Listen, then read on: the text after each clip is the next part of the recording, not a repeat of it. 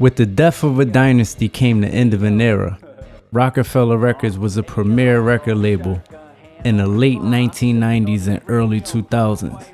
With every movement comes some what ifs, but this is different. These are events that were supposed to, implied, or said to take place. There's nothing here out of the blue. With that said, let's go. I'm the guy JayZ from JayZ.com, and this is Rocafella, the best things that never happened, part 1. Sauce Money and JayZ. Sauce Money and JayZ had one of the most solid collaboration runs in hip-hop history. They tore the mixtapes up with Pregame, tore the clubs up with Face Off, and tore the streets up with Reservoir Dogs. The streets at the time said Sauce didn't want to sign for the same reason JayZ did, an ego play involving not wanting a friend as a boss. Officially, all we could find was a Combat Jack interview and a Forbes DVD clip where he states that he couldn't see Rocafella lasting. Did you see a lot of things coming at that point when you was in there? Well, you know, I was going early. Yeah, no, you bounced. You was like... Yeah, I was going early. Yeah. But, you know, from the time that I was there, I didn't see how it could last. Eventually, you know what I'm saying, like, if nothing else, just for a business move on Jay's behalf, because at the end of the day, it's like, okay, we've reached a certain plateau, and Jay's a very ambitious person, you know what I'm saying, and it's only right that he should be able to eat totally off himself and not break up his money 3 ways, because at the end of the day, he was really carrying the shit. Does JayZ get a bad rap in your opinion? Either way, their string of lyrical interweave ended, which probably would not have been the case had Sauce signed to Rocafella. Can you imagine Sauce on the Dynasty album cuts? 1-900 Hustler? Man. 2. Beans and Bleat. Once Beanie Sigel and Memphis Bleak were established, the Beans and Bleak album promotion started and the album art inserts of Rocafella projects. For whatever reason, it never materialized. The two were semi-marketed as a pair from day one, as most fans' first time hearing Beanie Sigel was on Banned from TV freestyle titled 1,000 Bars. Can't wait for the 7 to replace the 6. Yeah, Beanie Mac, Memphis Bleak, check it out. What? The first time heard me spit it in the streets, I gave y'all 1,000 bars of Memphis. If I had to make an educated guess, things were just moving too fast for them to buckle down, and both had the time to do it. Sometimes side projects get pushed back on priority, based on priority.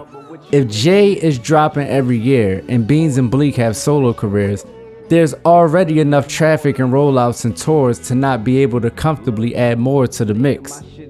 Oh well, we still have Who Want What, Crew Love, Money Cash Holes Remix, and So What You Saying to rely on.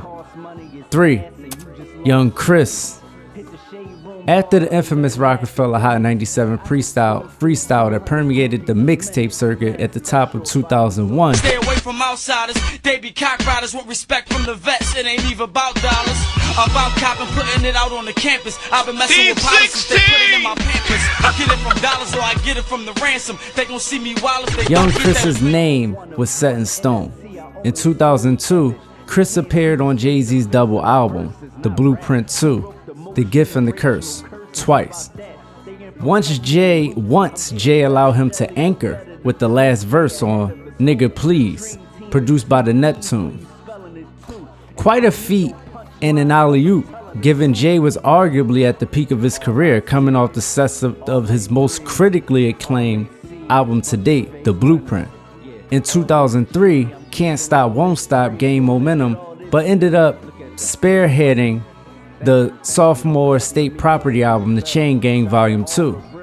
Their lead single, No Better Love, cracked the top 40 and they sold around 450,000 copies of their debut till this day. YG's 2005 LP, Brothers From Another, suffered the same fate as all the Rocafella breakup albums and underperformed commercially. Since that time, Young Chris has been consistent independently and even had a musical partnership with then Philadelphia Eagle Deshaun Jackson. The network, his most popular series, piques interest from diehards and makes a splash locally whenever released. He also tours as a part of the state property regularly.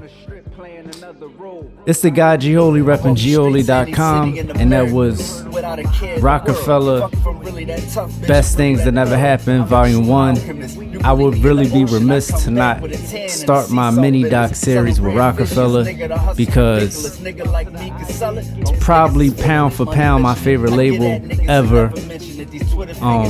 I love Petey, I love Chris, I love Free, I love O, I love Siegel, love Jay, love Bleat, and shit, I love everybody. I love the Rangers, I love Rel.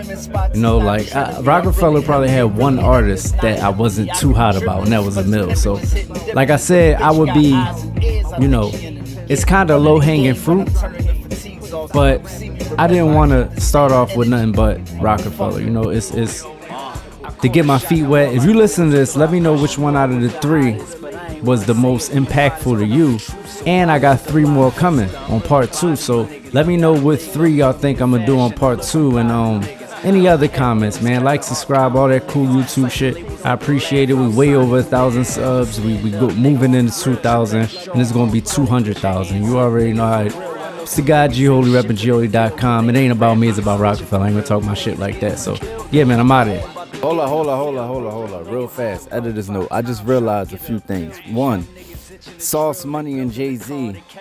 What I was conveying was that we never got the Sauce Money and JayZ album.